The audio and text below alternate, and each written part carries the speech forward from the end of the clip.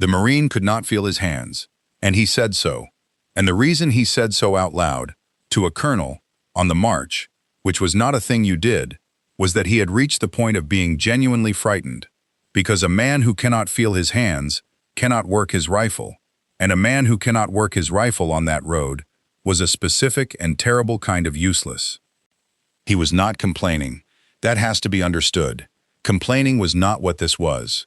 He was reporting a malfunction in himself, the way he would have reported a jammed weapon, because he had reached the edge of what he could hide, and the hands had gone from painful to nothing, and he knew enough by now to know that nothing was worse than painful, and he was scared.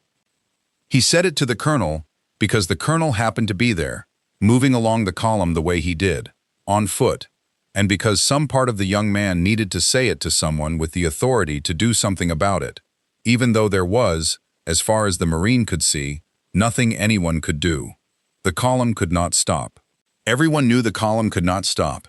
To stop the column in that cold, on that road, with the enemy in the hills, was to start dying. So there was no stopping, no fire, no warming tent, no time, just the march, and a 19-year-old with two hands he could no longer feel, telling his colonel about it because he did not know what else to do. And Colonel Lewis Puller did not stop the column. He did something else, something that took about 4 seconds, and did not slow the march by a single step, and it was the reason that Marine kept the use of his hands. If you want more untold stories from the men who actually fought these wars, take a second and hit that subscribe button.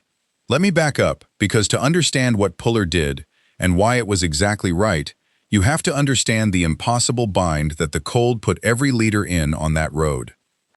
In late November and early December of 1950, the 1st Marine Division was fighting its way out of the Chosin Reservoir in the mountains of northern Korea, surrounded, on a single road, in cold that fell to 30 and 35 degrees below zero.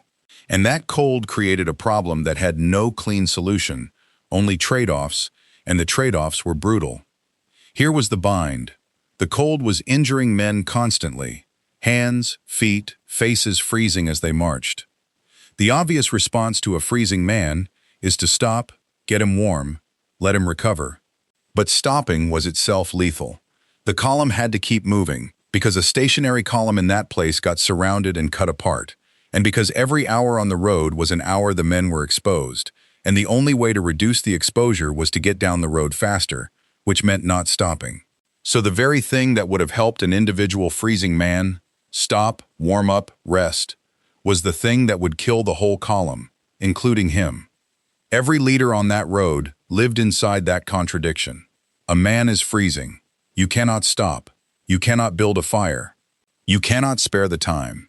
And yet you cannot simply watch him lose his hands or his feet or his life, because he is your Marine, and because a column that watches its men freeze without response comes apart in spirit even faster than it comes apart in body. So what do you do? What can you actually do for a freezing man when every real solution is forbidden by the situation? And it is worth sitting with how genuinely trapped a commander was inside that, because it is easy, from a warm room, to imagine there was some obvious right answer he was too hard or too busy to reach for. There was not. Consider the options a leader actually had. He could stop the column to help the man, and doom the column, and the man with it. He could keep marching and say nothing, and let the man freeze, and watch the rest of the column learn that their leaders would let them freeze, which is its own kind of death for a unit. He could offer words of sympathy, and give the man nothing real while pretending to. He could make a promise of warmth ahead, and lie, because there was no warmth ahead, and a leader caught in one lie loses the men's trust in everything else he says.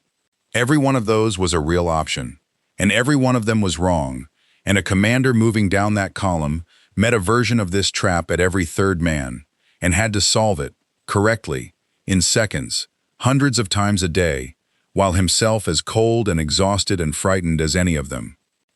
That was the question Puller answered in 4 seconds, and the answer is a small masterpiece of leadership under an impossible constraint. Now, here's the thing about hands specifically, because it matters for what Puller did. Hands freeze for the same reasons feet do. Far from the heart, hard to keep blood in, constantly exposed. But hands have one advantage feet do not, and Puller knew it. You can move hands. You can restore circulation to hands through use, through motion, through work, in a way you cannot easily do for feet inside boots on a marching man. The blood comes back into a hand that is being worked hard, and the enemy of a freezing hand, more than almost anything, is stillness. A hand hanging limp, or gripping one position frozen on a rifle sling, stops the blood, and stopped blood is where the freezing wins. The Marine's hands had gone numb in part because they had gone still. He had been marching for hours with his hands in one position, not moving them, letting them hang and stiffen, and the cold had crept in, and the circulation had slowed, and the feeling had gone. The numbness was real frostbite beginning, yes, but it was also, in part, the numbness of stillness, of blood that had stopped moving through hands that had stopped working. Here's what doesn't make it into the accounts. Puller could not fix the deep problem. He could not make it warm. He could not stop the march. What he could do was attack the part of the problem that was fixable in the next 4 seconds without stopping anyone. And he understood, out of long, hard experience, exactly which part that was. Stay with me, because what he did is the whole thing, and it looks almost too simple until you understand everything behind it. He did not offer sympathy. Sympathy was useless, and he knew it. He did not stop the column. He did not promise the man warmth that was not coming.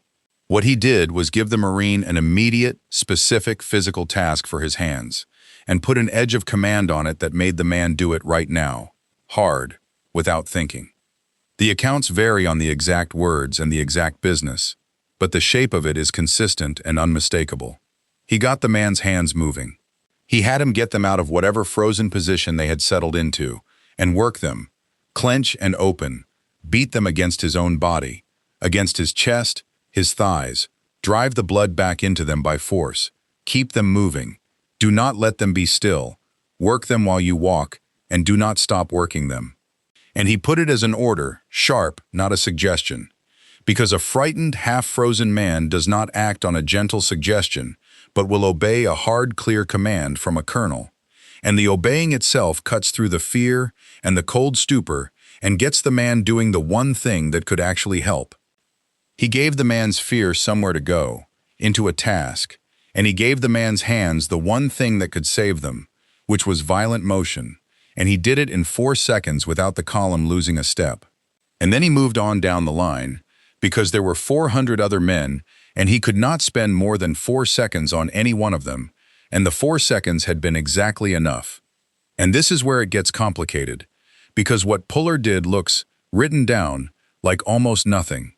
He told a cold man to move his hands. That is all. A cynic could say the colonel brushed the man off with a bit of brisk activity and kept walking. Where is the great act of leadership in telling somebody to clap his hands together? But look at what was actually inside those 4 seconds. First, there was the knowledge, the specific understanding that hands can be saved by motion, that stillness is the enemy, that this was the one part of the problem that could be attacked without stopping the column. A leader without that knowledge would have had nothing to offer but sympathy or a false promise. Second, there was the refusal of the 2 easy failures. The soft failure would have been sympathy. Oh, I know, it's terrible, hang in there. Which feels kind and does nothing, and leaves the man exactly as frozen and twice as frightened. The other failure would have been to stop, to try to properly help, to do the thing that felt like real care, and would have started killing the column. Puller did neither. He found the third path, the one that actually helped inside the constraint. Third, and most important, there was what the order did to the man's mind. A freezing, frightened man is a man whose fear is making everything worse. Fear tightens you, stills you, turns you inward, and a man spiraling in fear on that road was a man on his way to giving up. By giving him a hard, specific task and the command to do it now, Puller took the man's mind off the spiral and put it onto an action. He gave the fear a job, and a man working his hands hard on a specific order from his colonel is a man who is no longer drowning in the fear of losing them. He is doing something about it, which is the only thing that has ever actually helped a frightened person, then or now. See, what most people miss about this story is that they think leadership in a crisis is about big things. The speech, the grand gesture, the dramatic decision. Most of it is this: 4 seconds. The right small correct thing delivered with authority to one frightened person, and then on to the next. The Chosin Road was not saved by one great speech. It was saved by 10,000 4-second acts like this one. By leaders moving down the columns doing the small right thing over and over. Get your hands moving. Put your boot back on. Keep walking. Do this specific thing right now. Each one small. Each one nearly invisible. Each one the difference between one man keeping his hands or his feet or his life and losing them. And there is a reason this reaches far past that frozen road. Because most of the help that human beings actually need, most of the time, is not the grand gesture either. It is someone who knows the right small thing and gives it to you with enough authority that you actually do it, at the moment you are too frightened or too frozen to find it yourself. When a person is spiraling, in panic, in grief, in a crisis of any kind, the useless response is sympathy alone, and the impossible response is to fix the whole thing. And the response that actually works is almost always the puller response, a specific, doable, immediate action handed to them firmly that gives the fear somewhere to go and starts the blood moving again. Move your hands. Do this one thing. Now. It is not much. It is, very often, everything. The Marine worked his hands the way he was told, all the way down that road, clenching and beating them against himself, hating the pins and needles when the feeling started to come back, which is one of the most painful sensations there is, and one of the most welcome, because pain meant the hands were alive, meant the blood was moving, meant they were not lost. And he kept the use of them. He came off that road with 2 working hands, and he used them for the rest of his life, and he knew, because he was old enough by the end to understand what had happened in those 4 seconds, that he kept them because a colonel on the march had refused to either pity him or stop for him, and had instead handed him the one small, hard, correct thing that saved them. He told the story as a lesson about what help actually is. The day his hands went dead at Chosin, and Chesty Puller did not stop, and did not sympathize, and in 4 seconds gave him an order that felt like nothing, and turned out to be the reason he spent his life with the use of his hands. So, was that leadership, a 4-second order to a freezing man, and then moving on, or was it a commander too hard to stop for a suffering boy? Some would say it was a kind of coldness, that a man whose hands were freezing deserved more than 4 seconds and an order, deserved to be stopped for, cared for, properly helped, and that a leader who gives a frightened, injured boy a brisk instruction and keeps walking has hardened himself past something he should have kept. Others would say that stopping would have been the real cruelty, that it would have started killing the column and the boy with it, that sympathy would have left him to lose his hands, and that the 4-second order was not coldness, but the most useful love available inside an impossible situation, the exact right thing, given with the exact authority needed to make him do it, at the only moment it could still work. Let us know where you land in the comments below. And if you want more untold stories from the men who actually fought these wars, make sure you subscribe.